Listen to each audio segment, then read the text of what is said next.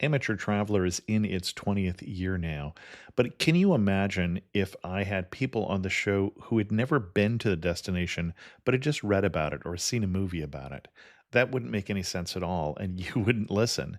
We all know how important it is to receive advice from people who know a destination to get the most authentic local experience.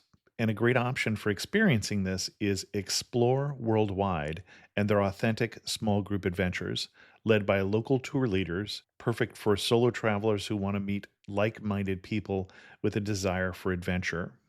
I'm often an independent traveler, but two of my last three trips were with small group tours because they organize everything and it's a lot easier. If you want to recreate the tour I did to Malta, they have a Malta and Gozo Discovery Tour. I'm intrigued by one of their tours called A Taste of Sicily.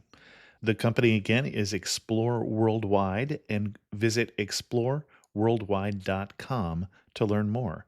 And thanks to Explore Worldwide for sponsoring this episode of Amateur Traveler. Hi, this is Chris. This is not a new episode. This is going to be a repeat episode of the trip that we did to Cambodia with some of the listeners of Amateur Traveler, because I am on the road and just didn't get a episode done this week. We'll be back next week, though, with all new episodes, so stay tuned. I got my bags packed, I'm on a roll. I'm heading out there and I'm ready to go. I'm looking real good in my passport photo.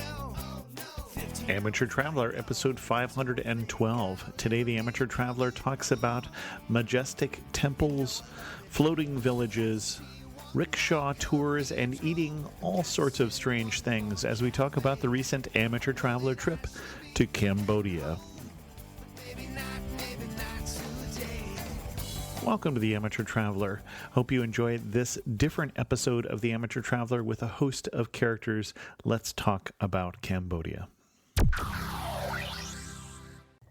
Today's episode of Amateur Traveler is going to be a little different because we're going to be talking about the recent Amateur Traveler trip that we went to Cambodia. And like the episode we did last year when we did the Amateur Traveler trip to southern Morocco, I'm going to be using some clips from talking to some of the people, most of the people actually, who went with me on that trip. And basically I asked them three questions. What was the highlight of the trip? What was the biggest surprise, and what kind of warning would you give? We're going to cut their answers in and amongst some other explanation in terms of where we went. And just to give you a broad overview, it was a trip to Cambodia, but we started in Ho Chi Minh City, or Saigon, and then went overland to Cambodia, to Phnom Penh, up to Siem Reap and Angkor Wat, and then down to Battambang, also in Cambodia, and then finished the trip in Bangkok in Thailand. And before I talk about the trip, I should say that my wife did not go with me on the trip, and she didn't go because she doesn't have a real desire to go to Southeast Asia because she pictures it as being hot, humid, and chaotic. And it turns out that she is right. Now, we happen to enjoy the trip, but this is what Rob and Aaron were saying about the traffic just starting even in Ho Chi Minh City. Crossing the streets, particularly in Vietnam and Cambodia, is not for the faint of heart. That's a definite warning. When we first got there, for the first couple of days we were there with our son, who typically, as most 12-year-olds, he just kind of walks around with his head in the clouds. I was super nervous for the first couple of days because it was, you've really got to be vigilant to not have a problem. But you just step out in the street and you just go. You go. you pay attention. And when you have a split second, you better take it. I had been warned so much about that, especially in Vietnam, that it was actually easier than I was expecting. It was easier. Yeah. Watching people do it seemed really scary, but doing it myself, you just have to step out in the traffic and just you just do it. And it's not as scary as it looks. It was really building up the nerve. And once you did it, you're like, okay, not so bad. But initially, it seems insane to try to attempt that. And just for sake of time, I'm going to skip over the story how, while we were still in Vietnam, Rob captured a purse snatcher while he was out on his run. But we want to talk about, we did this as a land trip, and it was interesting to see how different the three countries are. And here's Sarah talking about that. I think the biggest surprise for me was how distinct the three countries were from each other. How much of a difference there was between Vietnam. You definitely had the leftover communist feel where the buildings had that architecture and just the way everybody got around. And then we go over the border to Cambodia, and it's almost immediately different. Everything is far more agricultural, but at the same time, there are all of these massive temples everywhere with just incredibly ornate architecture on them, just scattered throughout the fields. And then crossing again into Thailand, it was much more modern, bustling city. Mm-hmm. Well, even before we got to the city, now you're on 4-lane highway with trucks and a variety of crops instead of just going past rice field after rice field after rice field after rice field. Yeah. Yeah, it was interesting. Especially doing that part by land. You noticed it a lot more than I thought you would. Cool. Yeah, especially just how sudden the change was. You cross the border and pretty much immediately everything was different. The other thing we should say is we came at the end of the dry season. If we had gone in the rainy season, when we crossed over the border into Thailand, we would have seen very green rice fields, but instead we saw very brown rice fields and very dusty. And we noticed a lot more trash as soon as we got on that side. And then the other thing we didn't talk about, we'll hear us mention more people on bikes and things like that, or more people on motorcycles, whole families. But the other thing we saw was the iron buffalo. And the iron buffalo is a particularly Cambodian thing, at least in those three countries. It is the beginning of mechanization, so you can now afford a tractor, but it looks more like a big rototiller, but you can't afford a truck still. So not only are you using this contraption to plow your fields, but you're also using it to pull your wagon, and it's got these great 10-foot long wooden handles. It's the strangest picture. Go Google iron buffalo if you're not looking at a picture of it here. It's a fascinating thing. Brian was struck by something different that we saw along the roadside in Cambodia. What was the biggest surprise with Cambodia? Cambodian People's Party signs, at least one every mile. Oh, it wasn't one every mile. It was one like every 1,000 feet on the highway. Okay, I was timing it for a while to see how often they were. Yeah, this highway brought to you by the Cambodian People's Party. I don't think I'll ever forget that. Our first stop in Cambodia was the capital of Phnom Penh, and if I was struck by how much trash there was in the countryside, I was struck by what a pretty city Phnom Penh is, with its beautiful French-styled boulevards and such, and we toured it on a cyclo, and a cyclo is like a bicycle rickshaw where you sit in front and someone sits behind you on a bicycle. And here's what Rob and Aaron had to say about the whole experience of Phnom Penh traffic from a cyclo. So, surprise. The bigger surprise, how courteous people were despite the crazy traffic. They were cutting each other off. There was a lot of chaos going on. People were very courteous in general, but in driving, it was really refreshing to see people not getting uptight over how crazy it was, the driving situation. I have a video that's going up of our cyclo tour.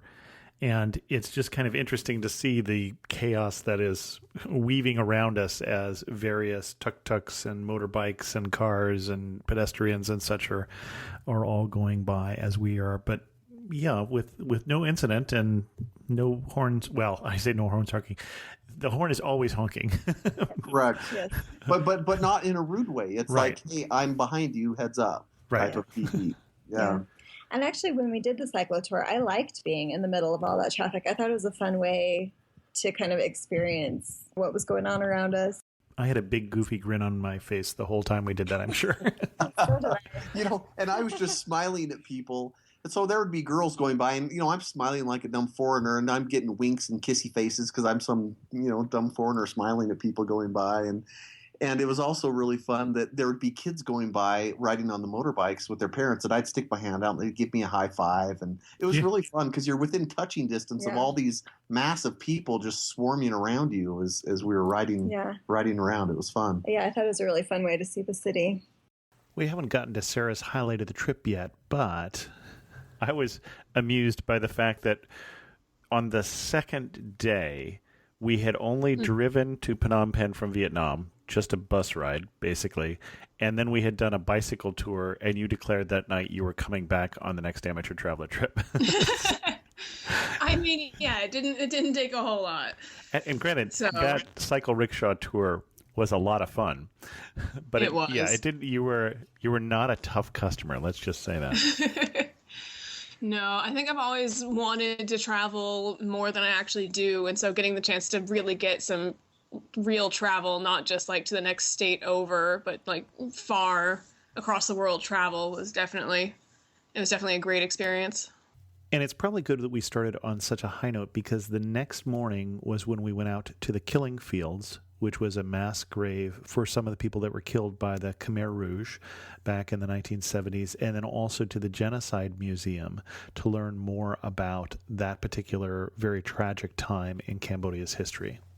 And while most of the people who came on the trip, I think, came to see Angkor Wat, that iconic series of temples up in northern Cambodia, Brian actually came to Cambodia more to see this.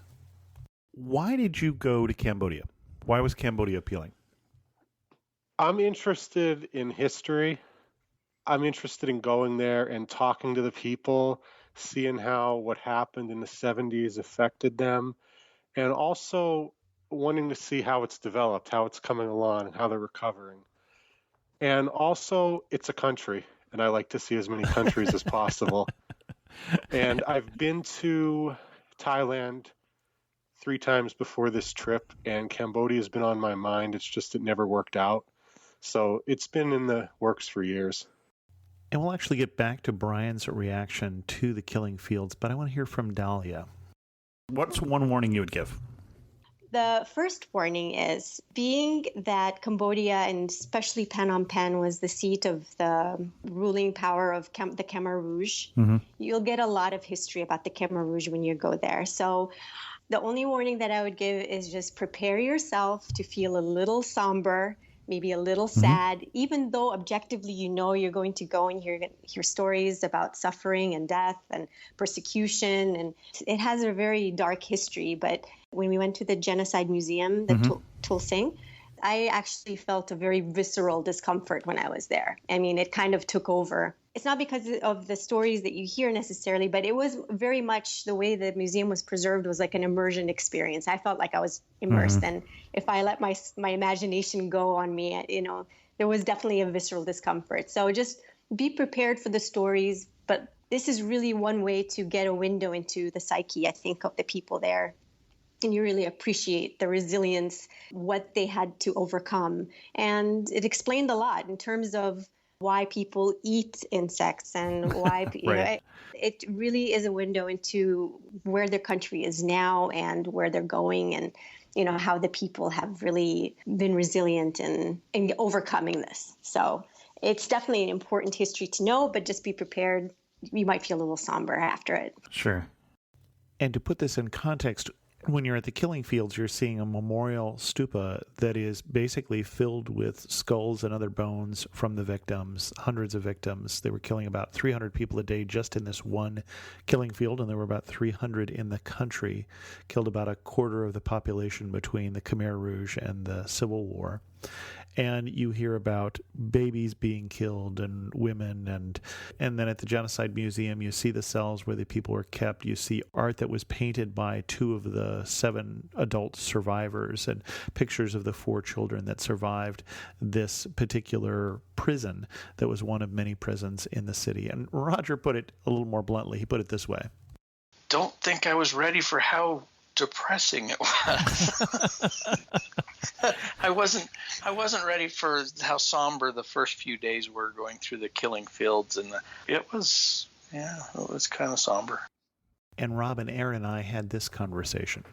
Well, and the one thing, so you had Ashton with you, and we went to that first day in Cambodia to a site that several of us thought was pretty somber, right?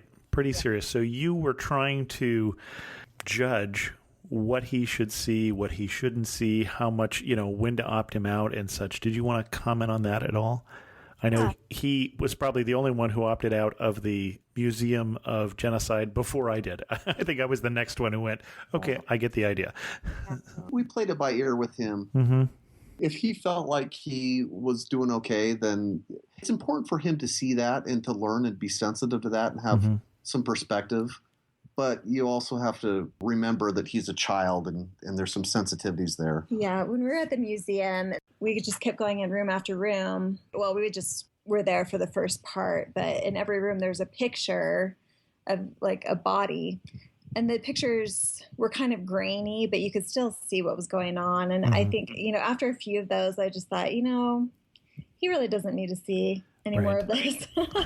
And he was kind of upset at that point because when we went to the killing fields, there was some detail there that was upsetting to him, it was upsetting to everybody. But just after a few of the rooms, we just decided to sit and wait. Fine, that was enough. I mean, like Rob said, it's important for him to know what happened, but when you're 12, you don't need to know every detail. And we went and sat by Chanta on the bench, and he told us the story about his grandfather getting killed by the Khmer Rouge. And he told us how his dad was a soldier, and he would come home like once a month to see the family, and then one month he just didn't come back. Yeah. So he was telling us the story of his family and how he was affected by what we were there learning about. And so to get that personal perspective, what's really scary is this happened all during our lifetimes. This wasn't like 70 or 80 years ago. This was like 30 years ago, which is particularly scary. Yeah, which was actually one of the biggest surprises to me because I had heard about all of that vaguely. Like I had a kind of a sense of what had happened, but to go there and to hear people's personal experiences and just to see how it had affected everybody, that was a surprise to me. I wrote about my experience at the killing fields, and the takeaway for me was you knew that it was going to be gruesome. I knew, knew that would be hard, but then I thought we'd be done with it. Yeah. We'd go this in the morning and then we wouldn't have to worry about it for the rest of our stay there. And just, how naive that is, of course, when you lose a quarter of the population between the 4 years of the Khmer Rouge and then the Civil War after that, everybody was affected, every family. Yeah, sad. And then to wrap up this part of the discussion, I want to get back to Brian, because remember, this is the reason that he came. I'm thinking the one thing that affected you more than the trash was the whole Khmer Rouge story. And I think of all the people on the trip, you were probably more frustrated by how incomprehensible it was. It is, because it's closer to, like World War II was my grandparents and even, maybe my great-grandparents. The Cambodia thing, I mean, that happened a few years before I was born, and it's much closer. Like, you can meet people. Like, Philadelphia has a little Cambodia now. I don't know if it's been named yet, but even in Pennsylvania, for example, you meet Cambodians, and every one of them was affected by it. There's no people that weren't affected by it. I still can't wrap my head around what they were trying to accomplish and if they actually thought it would work. And you were the one who said to me, give it up, Brian. Nobody knows the answer. And well, I did. Well, when you talk about it, just the story for everybody else, I think particularly the whole part of, so the Khmer Rouge communists, they take over, and the first day they take over Phnom Penh, they capture the capital, they tell everybody they have to leave. Basically, they kick everybody out of the cities, and they're trying to return to an agrarian society, and they're feeding everybody on basically a ration that is causing people to starve to death, those people who even got the ration. And so your whole thing was, how did they think that this would work? Were they insane? I think is really part of the question that you're left with. Not even just the evil of, and then they killed off intentionally a bunch of people, but just, why was this a plan? It was very frustrating. A lot of us went to see Angkor Wat. I was more interested in the history. Mm-hmm. 8 years ago, I went to Chile because I was interested in what happened in the 70s and the 80s there. And I was definitely more interested in getting to know the people and hearing their stories than seeing Angkor Wat. Well, I'll say that bugged you more, but it was harder for you to come to grips with, I just don't get it. And I'm the same way as you. I don't get it. I don't understand how anyone could think that way. Right, because other dictatorships, you kind of maybe you knew what they were trying to do. You may not have agreed with it, but on some level it made sense. But this one didn't. And again, that's just the morning of the second day. But it did take a lot of the emphasis there at the beginning of the trip. But we're going to move on because we did move on. We had a wonderful cruise on the river in Phnom Penh, a dinner cruise looking at the sunset. And then we drove up towards Siem Reap to see Angkor Wat. On the way, we stopped at an interesting spot called the Spider Market, which came up in the conversation when I asked Dahlia her highlight. Well, what was the highlight of the trip for you? such a good question because the whole trip felt like one highlight after the other for me. Everything was new. I mean, everything that we saw and experienced was nothing I'd experienced before. So and I was like sure going you would say running into me in the airport before we even got through customs, but that was, I have to say, the first highlight. So I knew it was off to a good start. Yeah. No, I'm like running through my mind. I'm like, well, we, of course, Angkor Wat and the Hindu temples were, I think that was a primary feature of the entire trip. And you can tell that everything was kind of building in up to that. And the activities that were surrounding it. So that's definitely up there. But we want to talk about the spider market and seeing the buffet. the spider market where we have a picture of Dahlia with a tarantula on her. Not looking comfortable, I'd have to say. No. And like the amount of emotions that experienced in that like first initial minute, just between being a little grossed out and intrigued by the way the presentation of the buffet, as I like to call it, and just trying to make sense out of it. So that will never leave me, I think, till the day that I die. And we also stopped to see a silk making production on the way up. I had seen that before, so that doesn't make my highlight reel and didn't make anybody else's. And then we did stop, and this didn't make anybody else's list, at a floating village out on the large lake that is in Cambodia, a lake that changes to be 5 times larger in the rainy season. So you have houses up on stilts. And we took these boats out to an area that is not the usual tourist floating village. And so we were going through the poorer part of the villages. And I thought it was a fascinating place. There's a video that will come up this week on that experience so you can see what that looked like. And then we finally got to Angkor Wat. And Angkor Wat is amazing just because of its scale. Basically, within a 20 by 20 kilometer region, there's over 300 temples from the 800s to the 1400s. And one of these areas, Angkor Thom, which is an ancient city, was probably one of the largest cities in the world in the 1400s before it was abandoned.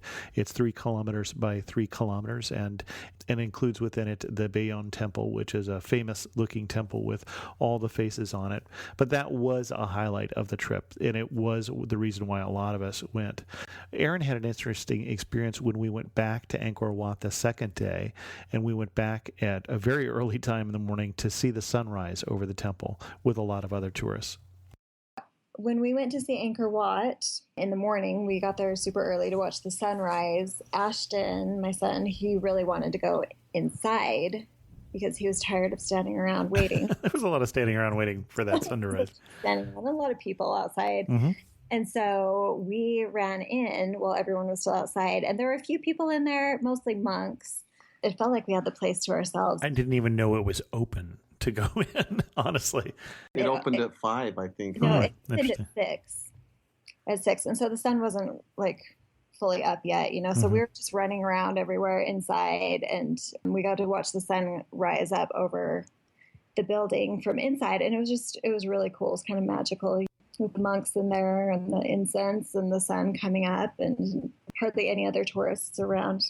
So it was a really neat experience. Interesting. I think I was a little surprised. Angkor Wat, especially when we came in the first time, when we came in kind of the back way and didn't pass all the vendors and such, there were just a few vendors there. I was expecting bigger crowds than we saw. Oh, yeah. But it's so big. I mean, and there's so many temples. And even though they get a lot of tourism, you spread that out over Angkor Thom and Angkor Wat and all the other things. It was more pastoral and park-like than I expected. Yeah. I thought so, too. Later on, when we were in Bangkok, we had a chance to go on our last day. We had a free day to Ayutthaya, which is a UNESCO World Heritage Site, some old abandoned temples in the old capital city of Thailand. And I don't remember who made the comment. I think it may have been Dahlia, when she looked at what it was that we would see there. And she went, oh, it's like Angkor Wat, but smaller. And I feel that that's kind of the experience after you've been to Angkor Wat, is that so many of the other ruins of other things in the world are going to be, oh, it's like Angkor Wat, but smaller. This is going to be what everything else is measured against. We had 2 days to visit the temples at Angkor Wat, and the 4th temple we visited was Sarah's favorite. What was the highlight of the trip for you? For me personally, I think Tapram, the jungle temple, was my favorite because it was that one that I grew up seeing pictures of, and it was just that nature and mankind thing. So because I just spent so much time looking at pictures of it, and I thought, wow, what an amazing place to visit, and then finally being there, it was just kind of, that was the most surreal sort of experience for me. And for those who don't know, we're talking about something they call the Tomb Raider Temple for reasons that it was in the movie Tomb Raider. Yeah, that was pretty interesting that they decided not to finish excavating that temple, but left it with these great big trees growing through it and the walls broken down and such. It was very interesting. Yeah. I thought it was good that we saw that one last, too, because it made it stand out more, where if we'd seen one of the other ones last, it would have been like, yeah, another temple. That's true. Yeah, it was definitely an interesting take on it. It was an interesting way to see the temple sort of as it was, or closer to as it was when they first sort of rediscovered the city and they started visiting it again. The other thing that a number of the people in the group had a chance to do, not me because I slept through it in part, was go out to a village with our guide, Chanta, who has a charity where they're digging wells in villages because he grew up out in these rural kind of villages and they seldom have clean water. It was unusual that we didn't have an actual charity project that we visited for Intrepid on this trip. It's the first time I've been on an Intrepid trip where we didn't, but we did because of our guide who was involved in this. And this is what Dahlia had to say about that experience. I would have to say that I really, really enjoyed an outing that we did when we went out to the village and met some of the farmers there and their families, just meeting the people face to face and really, really getting to know them on a personal level. And that was really, really nice. That was really, really touching for me because they've lived a hard life and they continue to live a hard life. But just to see like they're such beautiful people and so sweet. Any small thing really made them happy. I'll never forget that. I think that kind of made a mark on me. So if I ever think about Cambodia, like one of the first things that pop into my mind is that scene of me being with the kids and, with our friends that were with us on the tour and just meeting them and bringing them treats and them being thrilled, to be around us and with us. So that was really fun. And here's what Rob and Aaron said about it. The family highlight, since we were there with Ashton, our son, who's 12, going to the village and participating in the water project that Chanta is involved with and being able to be there and see the water fountain they'd installed to have fresh water for that village, which really affected hundreds of people. And then to meet a lot of those kids and to interact with them. And that was really a cool experience to see how, these people are on the verge of starvation and they don't even have access to clean water. And what blew me away is, they're still doing almost everything on an open fire. I mean, forget electricity. I mean, they're on an open fire for almost all of their energy and cooking needs. And so it was really cool to be able to see where they were getting their water prior, which was from these holes in the ground that animals were drinking out of and, all sorts of waste was washing into. And they would just dump a bucket in there and pull the bucket out and drink straight out of the bucket. And the holes are really deep and kind of narrow, which is so dangerous because they have all these kids walking around. Running around. Right. Yeah. On the uneven ground, and the kids would go up and they'd put the bucket in. And yeah. As a mother, you were cringing. I was cringing. I was thinking, how many kids have fallen in this hole and how do you get the kids out, One experience we had there that was really kind of fun was, our son Ashton, who's 12, is extraordinarily tall for a 12-year-old in the U.S., which put him taller than the average person in these countries where we visited. Right. So he's a blonde-haired kid that's 12 and super skinny and tall, and people kind of stared at him anyways. But when we went to this village, there were kids that were his own age. He was quite a bit bigger then, but they were trying to engage him. And even though there was a language barrier, they wanted to have a race with him, a running race. And so they all lined up and Chanta organized it. And then they said go. And there was like this little course that they ran. And so they wanted to race our son in this running race. So it was kind of fun to watch them, him interact with these kids. And it was cute too because all the parents in the village were cheering on the kids and they're all laughing and everyone was having fun. That was really cool. It was fun. Yeah, it was a good experience. Another experience with the kids in the village is we took them little baguettes and cans of sweetened condensed milk, which Chanta said that their favorite treat is they tear off a little piece of the bread and they dip it in sweetened condensed milk. So the parents had all the kids line up and we passed out their little baguette and they were all so cute. You know, they're all so excited about it, but they like put their hands together and they say thank you before they'd even take the bread. It was just really sweet how polite they were. You know, kids that are on the verge of starvation that are waiting for everybody to get their baguette and waiting for the milk to be poured to dip. It was just they were polite and they were just sweet little kids. So it was really awesome. So we had a good experience. Yeah, that was really fun. And I was sorry I missed that outing because one of the things we try and emphasize on Amateur Traveler is connecting with the cultures, and that can be sometimes a much more rewarding experience, even than seeing something amazing like Angkor Wat. We also had a lot of just littler experiences, especially as we're up in Siem Reap. Siem Reap is very used to tourism. 10 years ago, it had 5 hotels, and now it has 185 hotels. So quite ready for tourism.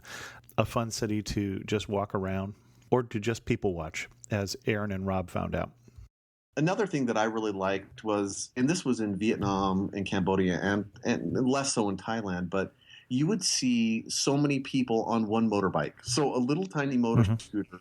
And you've got a grandma, a dad, a mom, a kid, sometimes a baby. I mean, you've got multi-generational transportation on a little tiny motorbike. And it was really fun because you would see them and smile at them and they'd all wave back at you. And so that was kind of fun to see everybody buzz around on their little motorbikes. Yeah, it was fun. One morning I got up and walked straight down from our hotel. There was a market, and I have a picture of a man who had bought a washing machine who was getting it home on his motorbike. I mean, it's somewhat smaller, but, you know. Well, when we rented the motorcycle, we tried to squeeze on with Rob and Ashton and me, and we did not fit because we're white Americans. Yeah, you know? I mean, 3 of us did not fit on a motorbike that they were getting people on, so. Yeah, too big.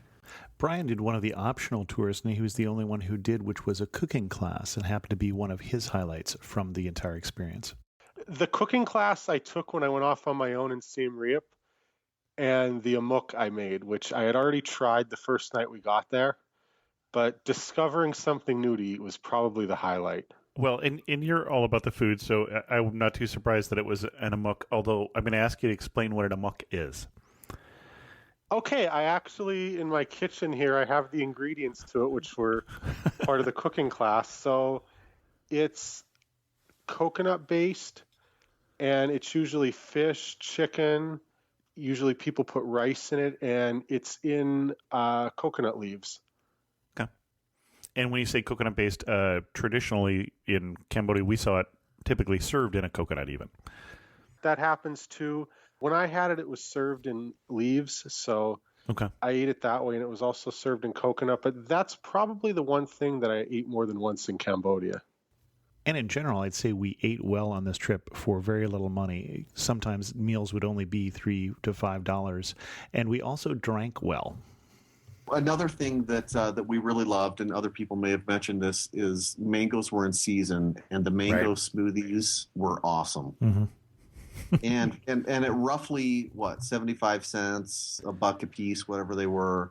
Yeah, we had multiple. Those were fantastic. We'd have multiple smoothies every day. Every day, yeah. Might be $1.50 or $2 in the restaurant, or a buck at the roadside cart. Yeah. Right. Yeah, which is perfect. They're so good. And, compared to my sugarcane experience in Morocco, I didn't get sick. I didn't get sick from the street vendors here, so. But I don't think anybody got sick except for some heat after effects. And, Ashton running with the kids in the village, for instance, was one of the times. But we didn't get anybody with stomach effects that I heard of. So that was this was a great trip. Which is surprising because we were eating a lot of, local fruit and a lot of local things. And in fact, before we talk about some of the weirder things we ate on this trip, Dahlia actually had an interesting interaction with our smoothie lady, with somebody who ran one of the smoothie carts in Siem Reap that we went back to multiple times. What surprised me? I've never been to Asia before, so a lot of it was eye-opening on many fronts, as I said before. But I think one of the things that always intrigued me or that caught my attention was seeing what people were wearing in the heat that we were experiencing. So if it's like it was 105 degrees almost every day, high humidity, and the first thing I remember seeing was people in their masks, they were wearing masks over their face, they were wearing scarves, they were wearing like sweaters and sweatshirts. I mean, heavy clothing that you would wear in the fall or something. And it was crazy for me. I didn't know what to make of it. So finally, we had the opportunity to ask one of the vendors. She made fruit shakes. And we our asked one of the favorite fruit shake vendor in Siem Reap. Okay. Exactly.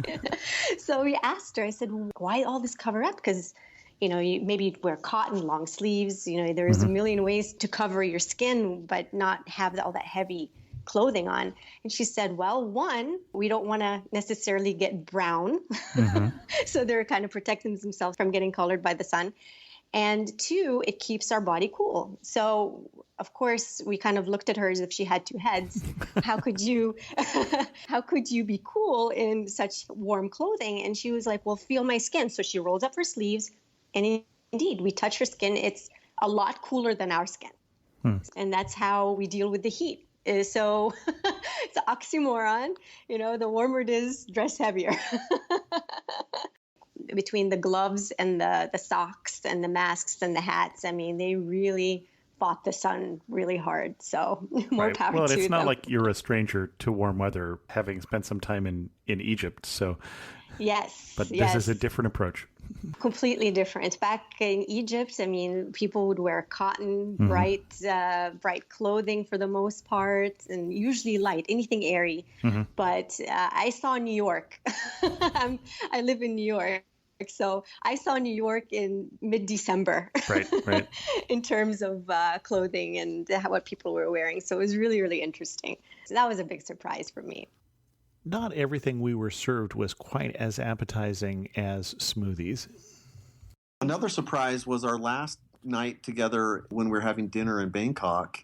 And we had just experienced, the day or two before, people eating roadside barbecued rat, which I think kind of lowered our inhibitions. Because when I saw the rats eating off the table in the restaurant next to us as kind of dining mates, it didn't really turn me off or freak me out that much.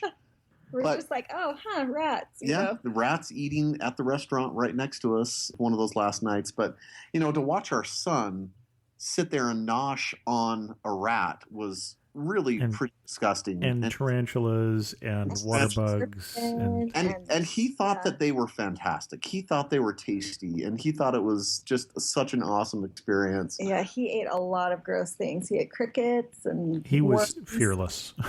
Yeah. No inhibitions whatsoever. Tarantulas. Yeah, he just went for it.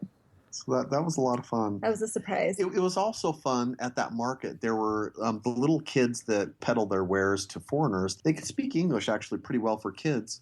And they were really interested in Ashton. And so, they were interacting, they were talking, and there was one of the little girls that was kind of advising him on what tasted the best, what type of bug he should be eating. And it was really cute, the interactions the kids had there while Ashton's, eating insects. So. Speaking of eating insects, what kind of warning would you get? Here's the deal. If you go with a cricket or if you go with something with an exoskeleton, there's less meat and there's less substance you have to swallow, but the texture is really terrible. And so you're not eating very much, but the texture is really bad. When they were eating more of like a mammal, like a rat or a snake, they were chewier and there was more meat, and they said it tasted much better. But mentally, I couldn't get over that. I wasn't going to do that. I just ate a cricket, and that was the extent of my my food adventure. So, I meant warnings in general, but that was a good one. Excuse me. Sorry. I would say whenever you're somewhere, Chanta said it very well. He said, in Cambodia, everything is on the menu, which means when you're eating something and you're unaware of what it is, you either want to clarify what it is so you know what you're eating, or don't clarify. Or move forward with ignorant bliss and just, if it tastes okay, go with it. Well, he did tell us that VIP meat, for instance, was something that we might want to know that meant dog. Oh, yeah. Ah. I heard that, yeah. Well, yeah, I'm glad that I went light on meat during this trip because I probably saved myself some of that. But when I got home and I told my wife these stories, she did not feel left out that she had not been there, even though we were having a good time. Some other people reacted similarly to these sort of dining experiences. Now, there was a moment while you were eating rat, I believe, when I looked over at your wife, and she had a look on your face. She had a look on her face, and I said, Roger, she has a look on her face that says, we could have gone to Hawaii. And she turned to me, and she said one word. She said, Europe. Yeah. Well, man, I told you she's a Russian history major, and I've never taken her to Russia. So that's a little embarrassing about that. But well, and there were times on the trip, you mentioned the heat. You came down with, kind of heat stroke one day. It was hot. It was quite warm. That was even before, I remember when we were in, Bangkok, and it's 102 going up to 111 2 days later. Yeah, I think we all knew that it was going to be hot, but it did sap your strength a bit, too. And you were right. There were times there that it was dirty, and there were times that it was dusty, and, you're at Angkor, and you just smell the smoke in the air and stuff like that. It wasn't like it was an easy trip, although I thought it was a good trip. It was a good trip. I only packed 5 shirts, and I know one day I changed my shirt 4 times. I just sweat so much. Yeah, I get the salt stripes on the shirts. But it's interesting that it was in the middle of one of those, probably the hottest day we had there, when we're in Battambang and we're at the market where they sell barbecued rat, that Roger had one of his highlight moments. I loved Angkor Wat. I love the ruins. Definitely the highlight. There was a time we were between Siem Reap and Battambang, I think. It was when we had the blowout on the tire. We stopped at the place where you could eat the rats or the snakes. That wasn't the highlight. But I laid down in one of those hammocks. It wasn't particularly beautiful there. It was hot. I wasn't that comfortable. But as I laid in that hammock down there and watched the people in the same area, I just kind of felt like I was getting a feel for what the typical Cambodian lived like.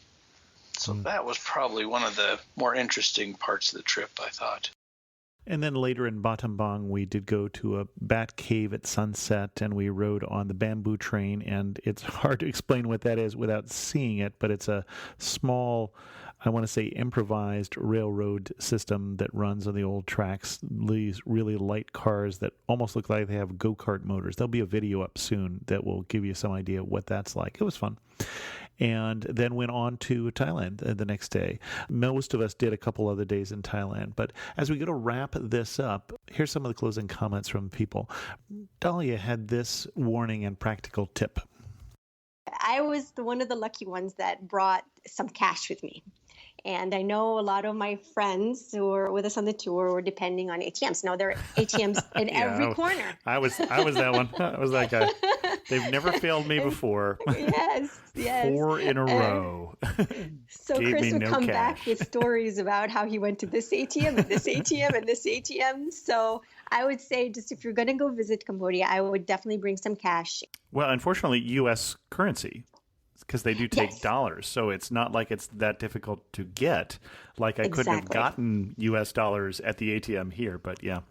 Exactly. So, I was batting about 1/4 of the ATMs I went to gave me money. It was enough. 1/4 turned out to be enough, but without the stress, though. It was a little only bit of because stress. Roger loaned me $100 there for a while. Oh, there you go. And plus, it was 40. It was 100 degrees outside, so like going from ATM to ATM, I'm sure that wasn't fun. Right, exactly. But you lucked out at the end, so that was good. And the trick there I did eventually figure out is look for an international bank, and also that it's easier in Siem Reap. We had much less problems in Siem Reap than we did in Phnom Penh or Battambang because, again, they're just more used to tourism. Brian had this warning. Don't wear nice shoes. Don't wear dress shoes. And be prepared to go to the laundromat. Okay. Why is that? Well, every night I had to go back to the hotel and clean my shoes. Okay. Because there's a lot of construction going on there. The situation with picking up the trash is kind of iffy because it was explained by our guide that the government's only allowing one company to do the trash hauling, and they get to it when they feel like it. So there's just a lot of dirt and a lot of trash in the street, so don't wear your nice shoes. And Roger added this warning. It's fun. I guess another warning would be remember that you're still in a communist country or in a dictatorship there. Just remember the guide saying, it wouldn't be that smart to answer your questions while we're standing right here. Sarah added this warning. Heat kills camera batteries. Oh, that's right. That's right. Bring a spare and keep your camera well insulated whenever you can, because it will die. It did come back, but there was a while there you thought you were not going to have a camera for the rest of the trip. It did come back after it had a chance to cool down a little bit. For a couple hours there, it was a little touch and go. Anything else that people should know before they go to Cambodia? I definitely think it's worth having a tour guide or a group tour, because I can't imagine really doing that on my own and getting nearly as much out of it. Mm-hmm. And it was really nice having that whole group camaraderie, and then also having people to take care of a lot of all of the fiddly stuff, so we could just sort of have fun. Well, and we have to say we did have a nice guide. We did. He was the best. And I didn't mention, we've talked about our guide a little bit in passing, but we really did have a wonderful guide. And we did this trip with Intrepid Travels. In fact, you can see the particular trip that we did by going to amateurtraveler.com/Cambodia-trip. In fact, if you want to book the trip from there, we'll actually get credit for it. So that'd be terrific. But it was a great trip. We would recommend it. But on every Intrepid trip I've done so far, we've had wonderful guides. So that for me was not surprising. And then we're going to give Brian the second to last word. Anything else you would tell people before they go to Cambodia? Go. Just don't expect it to be Thailand. Thailand is a little more developed. Cambodia really shows you what war does to a country. And then for the last words, I'm going to turn it over to Aaron and Rob. One thing that I would say is that going to Cambodia, it's not a particularly relaxing vacation. Because and you're not going there for pleasure. You're not going there for kind of a laid-back beach vacation. But it was meaningful to us on a lot of levels. Mm-hmm. A lot of the interactions we had with locals, the interactions we had with the tour guide, meeting real people. Just instead of being shuttled around, really talking to people. And learning the history. I think, there's a lot of history, the recent history and the history, like going to Angkor Wat and learning about that was really interesting. We really enjoyed it. And we've had 2 fantastic experiences now on these amateur traveler trips in Morocco and now here. And I like it because it's more authentic. Some of the traveling that we do, it's more of like a pleasure trip, or it's a little Me more, too. it's a little nicer. Do you know what I mean? It's nicer hotels. It's nicer accommodations. I like getting kind of in the grit of the local scene. And we definitely get that on these trips. So we've had fantastic experiences on both of the trips we've taken with you, which we've been really happy about. I don't think there's a lot more to say after that. There will be, all of my pictures are online, and there will be a link to those in the show notes. So if you want to check out all the pictures that were in the enhanced version of this, plus many, many more, take a look at that, and also put a link in there to the trip that we took in case you were interested after doing this. We possibly have just completely scared you away from the Amateur Traveler trips, but if we haven't, go to amateurtraveler.com/trips to join the private Facebook community, where we in fact will be voting soon on where to go next. I feel like this whole episode has been an update from the Amateur Traveler community, and so we're just going to end this show here. If you have any questions, send an email to host@amateurtraveler.com, or better yet, leave a comment on this episode at amateurtraveler.com. If you want to help people discover the Amateur Traveler, you can go to iTunes or your favorite podcatcher and give us a rating or review. And as always, thanks so much for listening.